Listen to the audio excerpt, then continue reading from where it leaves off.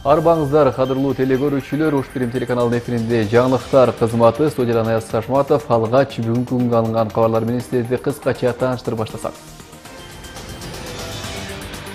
Чоң Алай районунда 50 орундуу жаңы оорукана пайдаланууга берилди. Улуттук коопсуздук комитети атайын операциясынын негизинде 2 согушкерди жок кылды.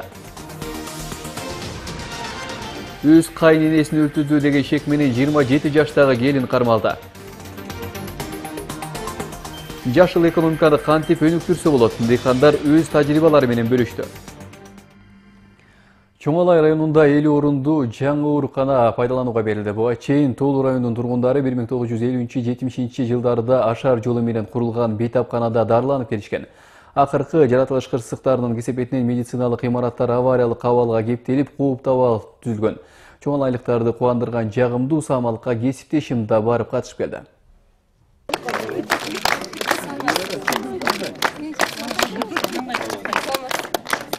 Жаңыдан ишке кирген имараттын ачылуу аземине өлкө башчысы Алмазбек Атамбаев, депутат Улам Премов жана бир катар министрлер келишти. Имарат менен кошо материалдык техникалык базасы да жаңыланган оорукананы бийлик өкүлдөрү жергиликтүү аксакалдар менен чогуу ачты.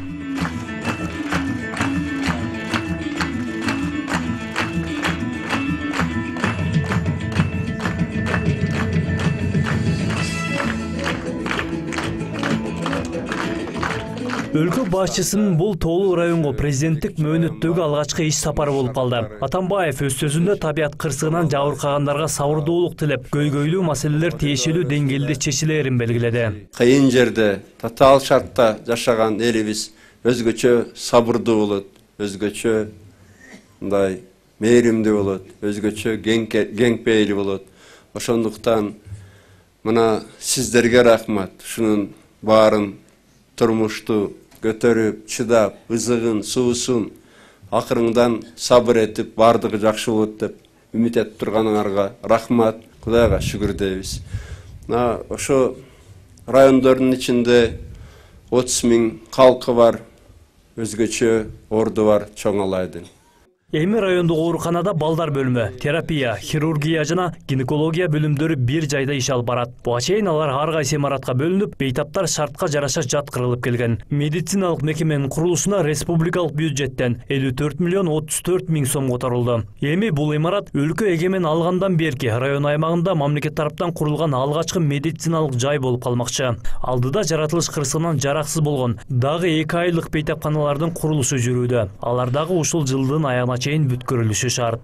Баягы жерди түрөөдөн кийин бул жердеги жакыныnkы Жекендиде, Карамакта, Шиеведе бир катар элдин отурган үйлөрүнөн менен эле бирге биздин медициналык мекемелерде аябай бузулду. Биз азыр ошол жактан келдик. Биз да ошолорду кар түшөлөктө биринчи ноябрга чейин бүтүп алып ушундай заманбап заңгыраган имаратты элибизге сунайлы деп атабыз. Ырысбүбү Шералиева жаңы имарат жана андагы түзүлгөн шарттар менен тааныштырып бүтө албай кубанат. Райондук ооруканада 30 жылга чукул убакыттан бери эмгектенген болсо, мындай шарт биринчи жолу түзүлүүдө дейт. Бул аппараттар болсо кислородный концентратор. Кошумча кислородду бергенге, бул аппарат болсо кардиомонитор, ушуга улап койсо негизги жашоодун көрсөткүчтөрүнү ушул аппарат менен анализ кылып турабыз да. Мисалы давлениясы көтөрүлүп бараткан мезгилде өздөрү сигнал берет. Бул чоң медиктер үчүн бир жардам да.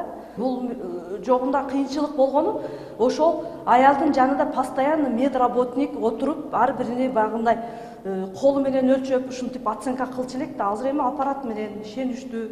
Райондук ооруканага өлкө башчысы да өз фондунан 300 миң сомдук каржылык жардамын берди. Медициналык мекемени саламаттыкты сактоо министри дагы бир ирет карап чыгып, кемчиликтерин жоюусу керек. Марат Акимбек уулу, Шахрух Эминжанов, Ушпирим жаңылыктары, Чоң Алай району. Бишкекте мектеп бала бакчаларга гана эмес, ооруканаларга дагы тартыштык жаралууда. Саламаттыкты сактоо министри Талантбек Батыралиев билдиргендей, Ордо калаада ички мигранттардын агымы токтобой келет. Андыктан шаардагы аталган тургундардан 5 эсе көп адам жашоодо. Мындан тышкары кадрлар тартыштыгы сезилип, электрондук кезекке тургузуу иши жакшы жайылтыла элек. Эске салсак, буга чейин саламаттыкты сактоо министрлигинин коомдук кеңеши Бишкек жана Ошто тургундар дарыгерге кирүү үчүн узун кезектерге туруп жаткандыктарын айтып чыккан.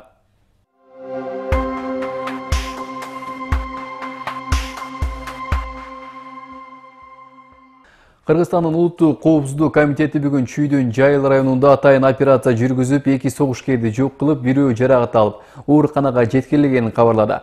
Аларга көмөктөшкөн деген шек менен дагы 2 жаран камакка алынды.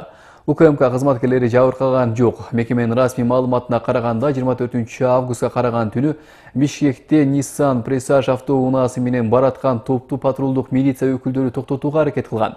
Бирок алар күч кызматкерлерине баш ийбей тапанча граната менен коркутуп качып кетишкен.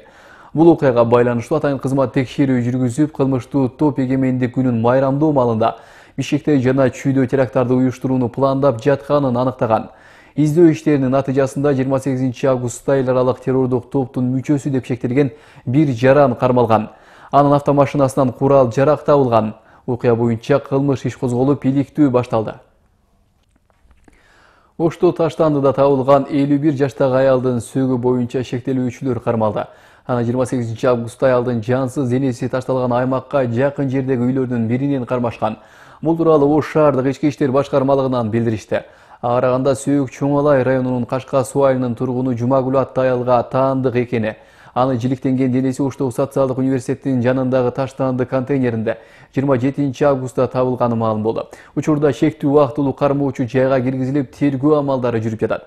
Маалыматка караганда шектүүлөрдүн бири 25 жаштагы мархумдун келини Умсунай аттуу жаран жана анын эжеси Гүлнара экендиги аныкталды. Тергөөнүн алдын ала версиясында адам өлтүрүү жеке пикир келишпестиктин негизинде болгон. Ошто аскер кызматкерлери тарабынан мыкаачылык менен өтүрүлгөн таксист Алишер Тажибаевдин жакындары кылмышкерлер толук кандуу жаза алуусун талап кылышат. Бул тууралуу алар бүгүн Ош шаарында маалымат жыйынында билдиришти. Айтымдарында кылмышкерлердин үчүнчүсү да бар. Анткени сурак учурунда мархумдун телефону жоголгон деп айтылганы менен 5 күн мурун жубайы кокусунан телефон чалганда кимдир бирөө телефонуна жооп берген. Мындан улам жабырлануучулар үчүнчү кылмышкерди да таап жазалоону талап кылышууда. Эске салсак, 2017 жылдын 11 августунда Ноокат районунун Актерек айылындагы талаалардын биринен өлтүрүлгөн адамдын денеси табылган. Бул оор кылмыш боюнча 2 шектүү кармалып, алардын бири аскердик милдетин Оштогу 47-156 аскер бөлүгүндө 2016 жылдын декабрь айында өтөп бүтсө, экинчиси ушул эле бөлүмдө келишимдик негизде кызмат өтүп жаткан. Окуя боюнча Кыргыз Республикасынын кылмыш жаза кодексинин 97-беренеси менен кылмыш иши козголгон. Иш азыр биринчи Ноокат районунун тергөөчүсү карап аткан болчу. Азыр эми булар аскер кызматкери болгондуктан буларды военный прокуратурага өткөрүп берип, военный тергөөчү азыр карай баштады. Анан биздин бизде мындай кичине бияктан неме болуп укканыбызга укканыбызга караганда кимдир бирөөлөр звонок кылып, статьясын жеңилдетип бербейсиңерби, кичине мындай жеңилирээк кылып бергиле деген звоноктор болуп аттыр да, эми биз аны угуп атабыз. Өзү 11 августта табылган, мен 24 август күнү саат 5:30 кечки кокусунан эле чалган, телефон номери чалып үйрөнүп калгам да, ошентип чалган. Анан бир бала алган. Ошол бала ким? Ал бала өчүрүп калган экен телефонду. Ошол тергөөчүлөр иликтешели, ошол ошонун ким экенин тактап беришсин. Ошондо үчүнчү киши да бар да, башкалар бар.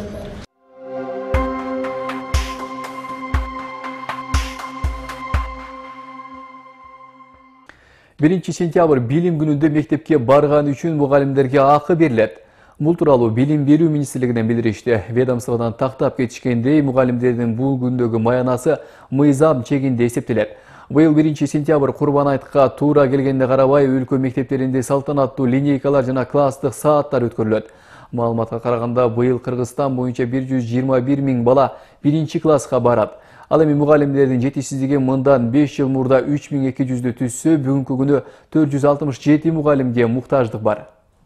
Жалал Абад шаарда мектептер жаңы окуу жылына толук даяр эмес. Бул тууралуу бүгүн шаардык мэрияда өткөн жыйында вице-мэр Айзат Раматиллаева билдирди. Анын айтымында 2017-2018 окуу жылына мектептерди ремонттоого 4 ирет тендер жарыяланып, баары түрдүү себептерден улам болбой калган. Аягында билим берүү бөлүмү өзү сапатсыз деп четке каккан фирма менен келишим түзүп, кыска мөөнөттүн ичинде мектептери актап сырдалды. Ал эми кээ бир окуу жайларда оңдоо иштери бүтпөй турат.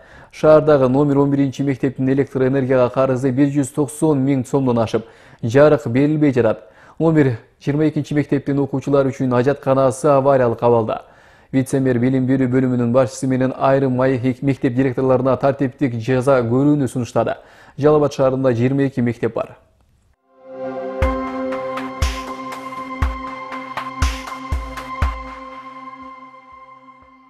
Жер семирткичтерди эки эсе аз пайдаланып, бирок ошол эле учурда экологияга зыян келтирбестен мол түшүм алса болот. Мындай ойду жана ыкманы колдонуп көргөн дыйкандар билдиришти. Эске сала кетсек, кечээ 28 август күнү бейөкмөт уюмдар тарабынан журналисттер үчүн жашыл экономика багытында 2 күндүк семинар уюштурулган. Иш-чаранын алкагында атайын пресс-тур уюштурулуп, бир катар кичи ишканалардын өндүрүштөрү менен жеринен таанышууга мүмкүнчүлүк түзүлдү. Кененирээк кезектеги материалда сөз болот. Пресс-тур алгач Кара Суу районундагы мөмө жемиштерден табигый таза шире иштеп чыгуучу фабрикадан башталды. Бул жеке өндүрүштө мөмөлөр 70%га ширеге айландырылат. Анткени Германиядан алынып келинген жаңы жабдыктар электр энергиясын 3 эсеге чейин аз коротуп, бирок ошол эле көлөмдөгү продукцияны даярдоого шарт түзөт. Мында даярдалган продукция Казакстан аркылуу КМШ мамлекеттерине экспорттолот. Бул жерде сокторду келген натуральный алманы биз сок кылабыз аны. Bizde eşteke koşulbaydı ağa. Mana özüңөр içip tatıp kördüңөр, magazinin soğunu ap gelip az içip körgüle, salıştırgıla, bardığı bayağıda da. Bul haligi mezgası menen dep turup özüňkü prямой ошун болгондон кийин ошондой кетет болчу. Иш-чаранын экинчи бөлүгү тамчылатма жол менен мөмө жемиштерди суугарган теплицада уланды. Мындай ыкманын уникалдуулугу суу ресурсун үнөмдөп, жер азыктарын 2-3 эсеге аз коротулгандыгында дешет адистер. Алардын айтымында суу түтүктөрүн орнотууга коротулган каражат 50 сотук жерден бир эле жолку теримден акталат. Бир сезондо 3 жолу түшүм чогултулат.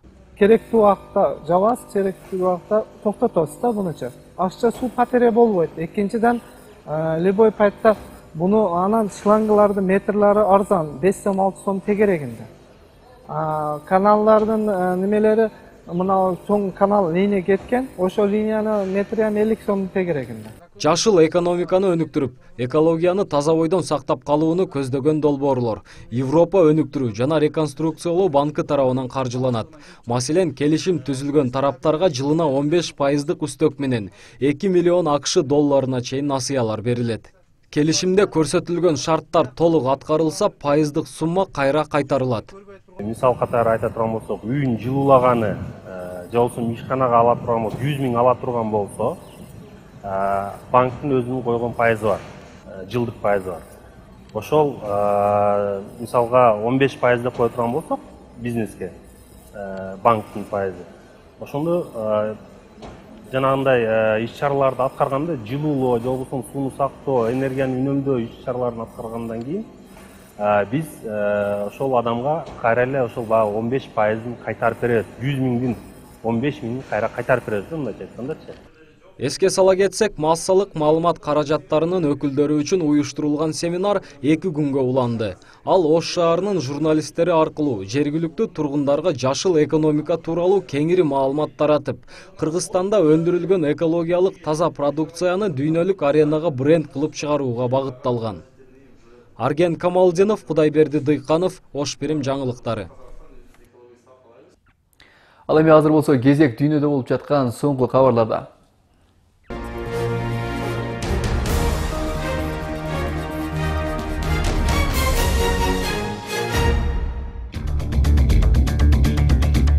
Тажикстандын Рошткаль-Харукуна жолундагы кырсыктан кичи автобустун 10 жүргүчүсү каза болду. Бул тууралуу Тоолу Бадахшан автономдуу облусунун өзгөчө кырдаалдар жана жарандык коргоо штабынан билдиришти. Кырсык 28 август эртең менен трассанын 20-чакырымында болгон. Штабтан билдиришкенде кичи автобуста 13 киши, анын ичинде 4 кичинекей бала болгон. Болжолдуу версияга ылайык айдоочу рулду башкара албай кичи автобус Шоктара дарыясына кулап түшкөн. Жыйынтыгында 10 жүргүнчү каза болуп, кичи автобустун айдоочусу менен дагы 2 киши Харуку ооруканасына жеткирилген. Жол кырсыгынан кичи автобустагы 4 кичинекей баланын бардыгынын тең каза болгону кабарланууда.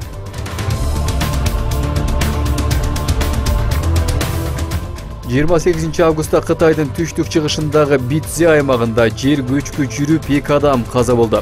Ал эми 25 адам дайынсыз болууда.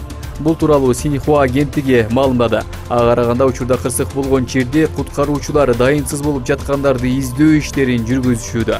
Ал эми жаракат алгандарга медициналык жардамдар көрсөтүлүүдө. Жер көчкү кыштактардын бириндеги 30 үйдү басып калганы, анын кесепетинен каржылык чыгым 5 миллион юандан ашуун деп эсептелүүдө.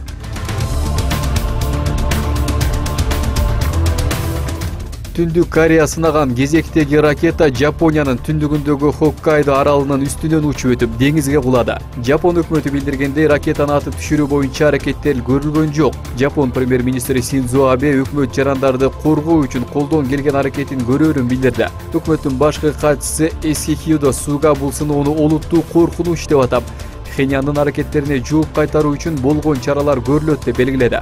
Түндүк Корея сынаган ракета Жапониянын үстүнөн акыркы жолу 2009-жылы учуп өткөн. Ал кезде Жапония, АКШ жана Түштүк Корея Пхеньян баллистикалык ракета сынады деп эсептеген. Түндүк Корея болсо космоско спутник жеткирген ракета экенин айткан. Түштүк Кореянын куралдуу күчтөрү бул ирет ракета Пхеньянга жакын жердеги Сунан районунан жергиликтүү убакыт боюнча таңкы 6-га жакын кое берилгенин жарыялады. Маалыматка караганда ракета 2700 чакырым учкан. Жапон өкмөтү ракета Хоккайдо аралындагы Эрима булуңунун чыгышынан 1180 алыстыкта деңизге кулаганын билдирди.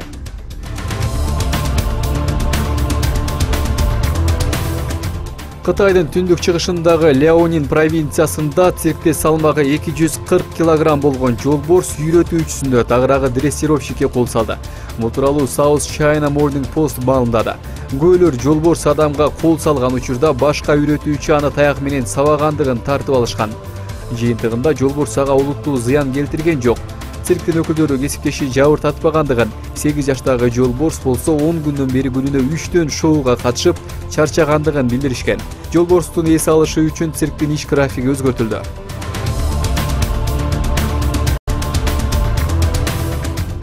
Газанын жүздөгөн жашоочулары ишемби күнү кечинде 30 жылдан бери биринчи ирет кинотеатрга барышты. Бул туурасында РИА Новости Франс пресс агенттигине таянып кабарлады. Газадагы Самир деп аталган эски кинотеатр көрүүчүлөр үчүн эшигин бир күн гана ачты. Ишемби күндөгү сеанска 300гө чукул аял эркек келген. Аларга Израилдин түрмөлөрүндө отурган палестиналыктар тууралуу 10 жыл деп аталган толук метраждуу тасма тартууланды. Картина толугу менен Газа аймагында тартылган. Агенттиктин маалыматына караганда, Самир кинотеатры 1944-жылы курулуп, бирок 1960-жылдары жабылып калган.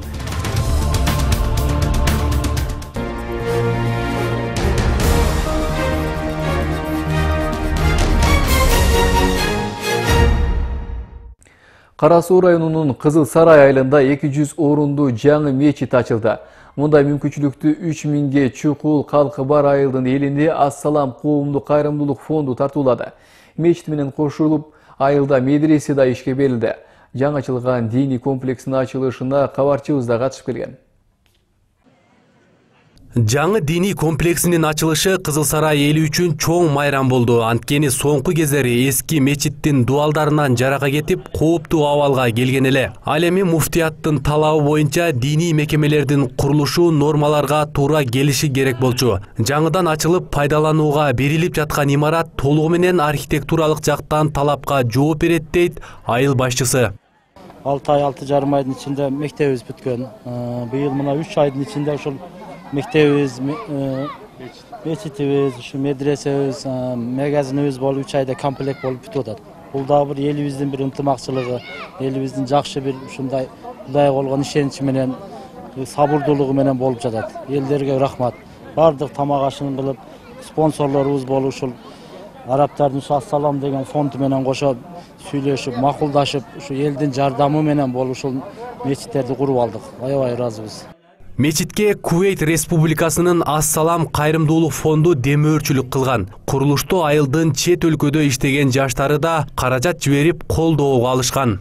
Биздин жаштарга өтө ыраазы болсок болот. Ошон үчүн биздин айылдын көп нерселери ошо курулуп баштап атат, Кудай кааласа. Ал келечектер алдыда, келечекте Кудай кааласа жакшы иштер дагы болот. Биздин мына айылыбызда садик дагы жок. Ошо садиктер болсо, бир жакшы дагы баня болсо, айылда баардык нерселерди кылсак деп жаштар фонд кылып өзүбүзчө ошол жаштардын немеси менен ыраазы ынтымакчылык менен ушул иштер болуп атат. Кызыл Сарай айылында соңку кездери дин жолуна түшүп намаз окугандар көбөйгөн. Жаштар, анын ичинде кыздар да диний билим алууга аракет кылышып, эми алар үчүн мечиттин жанына медресе ачылып жатат. Имамдардын айтымында жаштарга бала кезинен туура диний багыт жана билим берүү керек. Комната бөлөк. Айт намаздарда кыйнат элекпиз. Мына Кудайым Алла өзү колдоду. Былтыр мектеп бүттү. Мына быйыл мечит медресеси менен, дүкөнү менен эмки жыл фанилерди куруп беребиз деп атат. Фафты, швея секторду. Алла өзүнүн үйүн өзү бүтүрө берет экен мына. Элибиздин дин жагы ынтымактыгы, жаштардын ынтымактыгы, ошолордун күчү менен мына Кудайга шүгүр бүтүп кетти. 3000ге жакын эли бар Кызыл Сарай айылынын көпчүлүк жаштары Орусияда иштеп жүрүшөт. Алар өз ара сүйлөшүп, атайын фондда түзүшкөн. Бул каржылык фонддун жардамы менен айылда социалдык объекттер курулуп жатат. Арген Нуров, Шахрух Иминжанов, Ош Пирим жаңылыктары. Кыргызстандык спортчу Акжол Алымбек уулу пауэрлифтинг боюнча жаштар арасында дүйнө чемпионугунда күмүш медаль тагында. 28 августта АКШнын Орландо шаарында 23 жашка чейинки спортчулардын дүйнөлүк таймашы башталды. Мелдештин биринчи күнүндө 59 килограммга чейинки салмакта 8 спортчу күч сынашып, биринчи орунду Тайбейдин өкүлү Лин Йи Чун алды. Штанганы отуруп желкеге коюп көтөрүү ыкмасынан Лин Йи Чун менен Акжол 265 килограмм салмакты көтөрүп, экөө тең Азия рекордун жаңылашты. Акжол Алымбек уулу 2014 жылы жаштар арасында 53 килограммга чейинки салмакта дүйнө чемпиону болгон.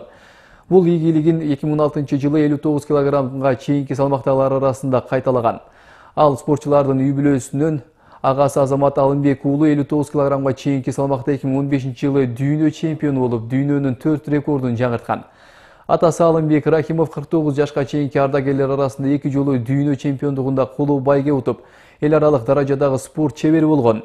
Акжол агасы Азамат менен АКШнын Чикаго шаарында 1 жылдан бери машыгат. Сиздерге сунуштамакчы болгон кабарлар топтоо мына ушулар болду. Кайрадан эфир аркылуу амандыкта жолугушканча бар болуңуздар. Ал да болсо эртеңки күндүн аба ырайы тууралуу маалымат менен таанышып алыңыздар.